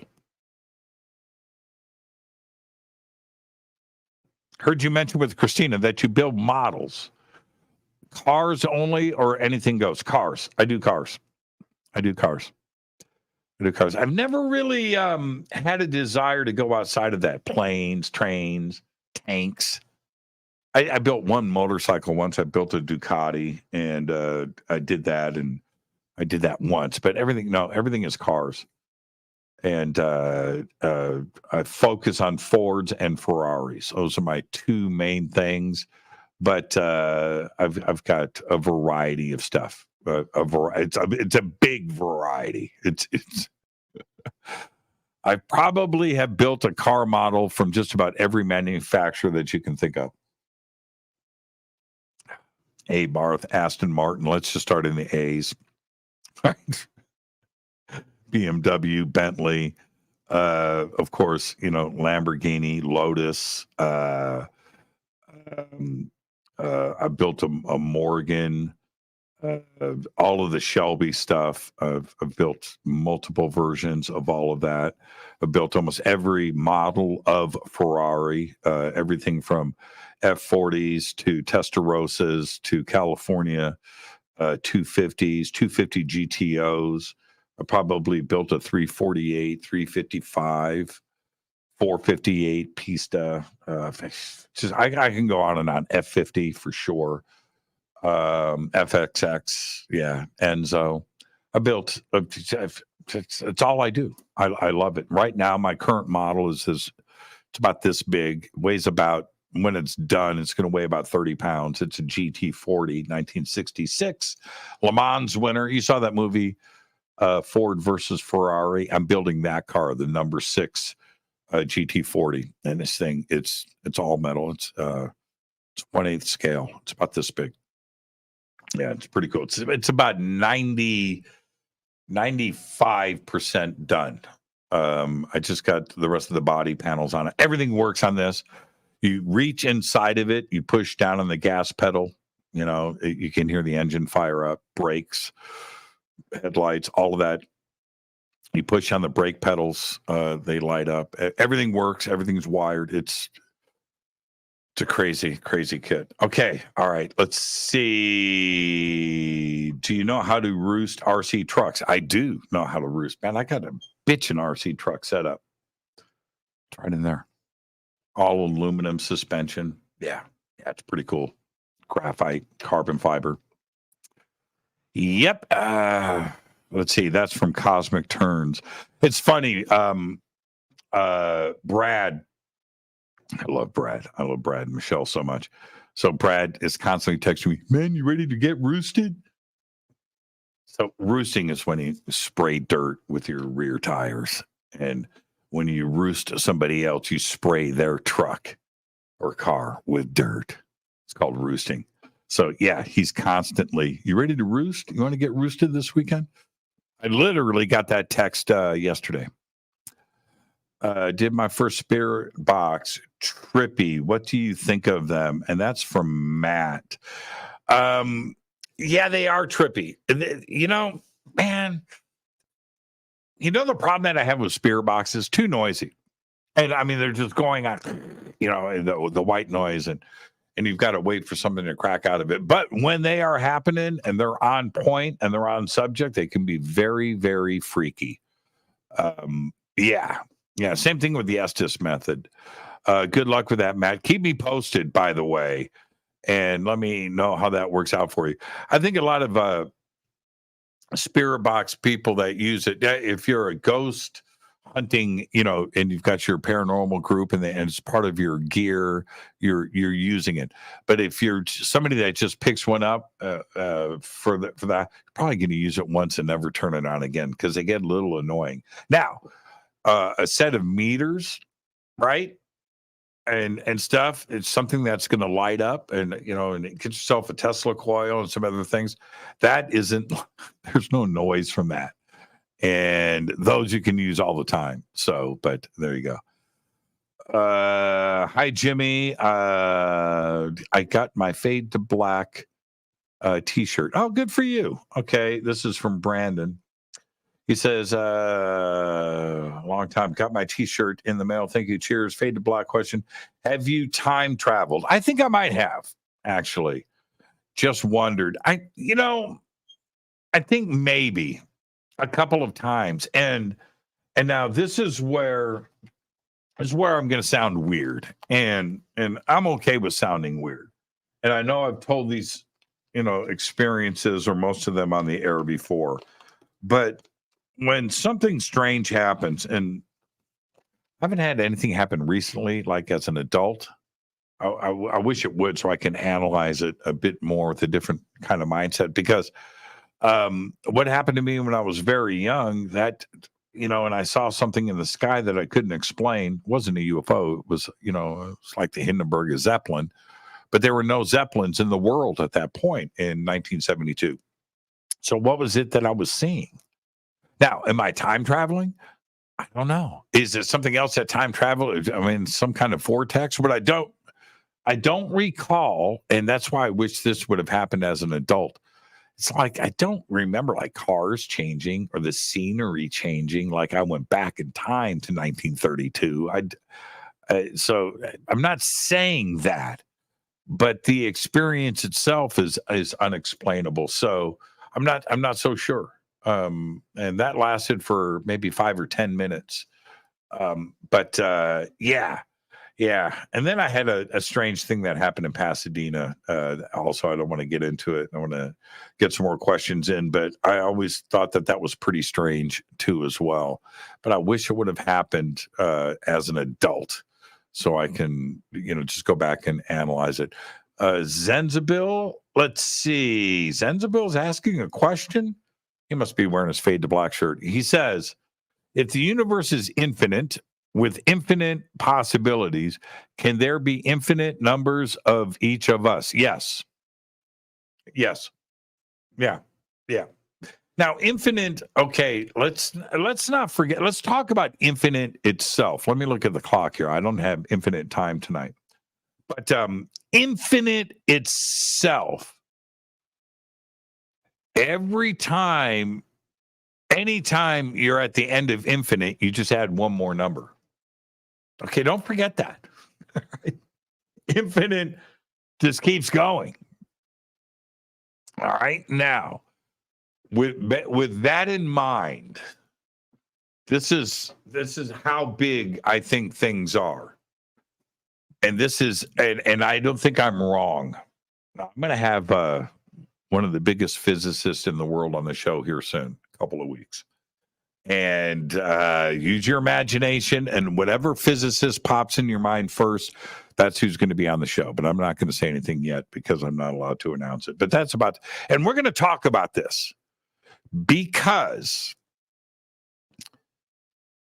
there is no end to space. There's no end. That's infinite. So with the knowledge of particles and how many particles there are, that is finite. There's only so many particles. And therefore, there are only so many finite combinations of particles. That's it. You can't come up with another note. You can't come up with another combination of particles. They only combine so many different ways. That's it. So they are going to repeat their combinations to the infinite. So the particle combinations that make up me or make up you, Bill. That's how big the universe is. That there, the idea of infinite versions of you is a very easy concept. The universe is a big place. The amount of particles, it's tiny. It's tiny. There's only so many ways you can shake them up and come up with something. So yes, there are absolutely infinite Zenzabills at every age, forever. There isn't another way to look at it. That's how big infinite is. Infinite is big. And it's infinitely small, too, as well. No matter what, no matter how small the number is, you can cut it in half. You can cut it in half again and cut it in half again. So that's the other trippy part. It kind of goes in both directions. But yeah, absolutely. Absolutely. Infinite. So it's one thing to consider, us as a single body of combinations of particles, right? And it's a lot of particles. There's, trillions of things going on at the same time in the human body. But you times that times 8 billion. There's 8 billion people on this planet. All right. That's to the infinite. And then just look at planet Earth with all of the species and all of the trees and all the combinations of particles that make up. That's where physics gets into the trippy world of. So, yeah, then, yes, there are also infinite planet Earths with duplicates of everything that are going. Yes, to the infinite. And that's the part of physics that messes with my head, that it can't be by accident, but we are set up. We are so set up that particles combine into oranges that we can peel apart and bite into and go, that is the most delicious thing I've ever had. And it gives us the energy to live. It's like this everything is all in the right place at the right time. That physics has laid everything out. Everything out. Physics has given me a pillow and a mattress to lay on. Right? That everything, these shoes that I'm wearing, this microphone, me talking, you sending me, that everything is like in its place. It's crazy. Physics gives me a freezer for ice cream, but you can't have one without the other. Think about that. Physics gives us the salt for the ice and the cream out of the cow and the sugar from the fields to mix up and then add chocolate to and make a chocolate shake. That's physics, man. Crazy that we have that. We have it's all in the right place at the right time. Sun is out. It's a little warm. Oh, man. Well, a cloud moves in, gives you a little bit of shade. You feel a little better, a little cool breeze. Physics. It's like nuts. It's nuts. From the quantum, we are able to, from the very, very smallest of the small, to sit here. We think about, we have the ability to think about everything from this, the tiniest, to the farthest reaches of the universe, to the biggest of the big. Physics has given us that ability to think. It's crazy. It's unbelievable. So there you go. All right. I trip on this stuff. I trip on this stuff constantly. Hello, Brandon. Wish my friend Brandon was still alive. He was one of my close friends. Sorry about that. Tony. Okay, let's see here. I'm on an Elvis tribute. You think Elvis had a higher calling? I just watched, there's a new special out. I just watched it. I think it's on HBO Max. I think it's on Max. The making of, I think it's called The Making of a King. The making of the 1968 comeback special. Incredible documentary. Came out about a week ago. Incredible. I've seen it twice now. Incredible. The Making of the 1968 Comeback Special. Go watch it. You're going to see footage of Elvis that you've never seen before. It's insane. The outtakes from that comeback special with him talking to the audience. It's it's incredible. Jimmy, can I buy your signature and a sticker for my guitar? Sure. Yeah, send me an email. And I will do that.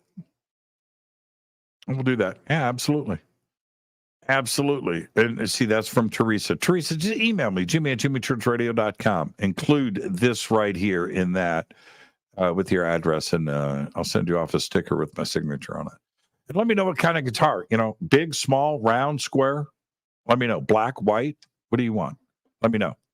I can sign something black and gold. Right? That'll look good on a guitar. Let me know. Okay. Do you think a rainbow body is an evolution of a monk like orbs of a mummy? Wow. Wow, that's heavy. That's from Ice Sphere. That's heavy. That's a heavy. Wow. That's heavy. Flip Flop says, Jimmy, what are your views about David Icke? He's cool. Have you ever met him? I have. Absolutely. One of my favorite pictures, that I haven't posted it in a while, is David and I doing the pose from him on stage. It's pretty cool. I miss David. I do. I miss David. And really, really sad to see how he was taken down by the man. Could you introduce Earth food to an alien? What dish would you give them? Oh, no question about it. Pizza. Or Captain Crunch, peanut butter crunch. Lasagna, maybe? I mean, steak, mashed potatoes, salad, and corn on the cob. Ribs, barbecue ribs. What would you introduce an alien to? I wouldn't introduce him to a salad. I wouldn't introduce him to tofu, kale. No, I wouldn't do that. I wouldn't do that to him. Vegan bacon, right? Wonder meat or whatever that stuff is. I wouldn't do that. Wouldn't do that. But, oh, man, yeah. Rim scampi? What would you, lasagna? Tacos? Street tacos? Yeah, that's a great question. Philip Rivera. Might be the question of the night right there. That's a tough one. Earth food for aliens, pizza. Yeah, I'm right there. Now, what kind? Where do you go? Do you go New York? Do you go Chicago? Right? New York, Chicago. Do you go Geno's? You know what I'm saying? Do you go the deep dish insane? Or do you go for the thin slice pepperoni, mushroom, onion from some pizza place in Brooklyn? I don't know. That's a tough call. Oh, man, what about a Philly cheesesteak? I think aliens would be, pizza is a solid choice. Yeah. When was your last really impressive sighting? Last month in Palm Springs with Billy and Elizabeth. What we saw that night was incredible. Jimmy, whatever happened to Damon T. Barry? I don't know. I haven't heard from him. I haven't heard from Damon T. Barry in a long time. It's been many, many, many, many years. Jimmy, what would you rather have, an alien or a Bigfoot interview? Alien interview. Bigfoot can't talk. Did you see Congresswoman Nancy Macy's video on Twitter about UFOs and Crush yesterday? I did not. I will check that out, though. And somebody send me a link to that. Jimmy, will you interview Elon Musk? Yeah, I would interview Elon. I'm going bigger than that, though, in a couple of weeks. Hello, Jimmy. Before I begin, okay, all right. Okay, now I'm going to go to the bottom. Let's see if I'm literally scrolling back 1,000 posts because I'm at the end of the show right now. Okay, let me go backwards. Let me see if I can catch somebody here at the end. I have 25% for Papa John's. Who's in? Oh, man, that's funny. That is funny. Okay, I want something signed by you, Jimmy. Okay, Jamie, write me. Let me know what you want signed. All right. Let's see, Jimmy, do you remember Berenstein Bears? I do, or Berenstain Bears. Oh, no, I don't remember Berenstein Bears, period. When that came up, when that whole controversy came up, I didn't even know what people were talking about. I do not. Ed McMahon, publishers. Oh, yeah, that was also a pretty trippy thing. But no, Berenstain Bears. That was a part of my life when I was not into any of that. Group of friends are going to Boston for tour using the Spirit Box, EVPs, lights, lasers in October. Good. You guys go have a good time. Let me know what happens. Keep me posted with that. And with that, I'm going to get out of here. I've got to go, and I have to tape. I have to do a bunch of stuff all weekend long. What telescope do you recommend? I have a Celestron, I think a 185, I think. It's not very expensive, $500. Show us your cars. I got a lot of cars. Dude, ask anybody that's been over to my house. They can tell you how many cars are in this home. With that, I'm out of here. I can keep scrolling backwards and answering questions all night. Let's see. Then why block me from buying one of your signed T-shirts? No, you are available to me, Jimmy. Oh, that's too bad. I don't know why. Are you in China? China blocks everything. If you're in China, custom guitar pickups at JJ's Guitar Pickups. Great sound. Okay. And with that, I'm going to hit that button right there. And I am going to say, everybody have a great, safe, fun, and amazing weekend. I am going to be working straight through. Let me see. I'll give you a sneak peek on what is going on Monday. Oh, Christopher Dunn is here on Monday. So there you go. All right. I'll see you on Monday, everybody. Be safe. Have a great, fun, and amazing weekend. I'm going to miss all of you. All right. And I mean that. I'm not playing around. Fade to Black is produced by Hilton J. Palm, Renee Neuman, and Michelle Harris. Or Michelle Freed. Michelle Harris. Brad Harris. Michelle Freed. Thank you to Dennis and Kevin. Webmaster is Drew the Geek. Music, Doug Aldrich. Intro, Spaceboy. SpaceboyMusic.com. Fade to Black is produced by KJCR for the Game Changer Network, and this broadcast is owned and copyrighted 2023 by Fade to Black and the Game Changer Network. It cannot be rebroadcast, downloaded, copied, or used anywhere in the known universe without written permission from Fade to Black and the Game Changer Network. I'm your Jimmy Church. Until Monday with Christopher Dunn, I want you to be safe. Go back, Lee Tappy.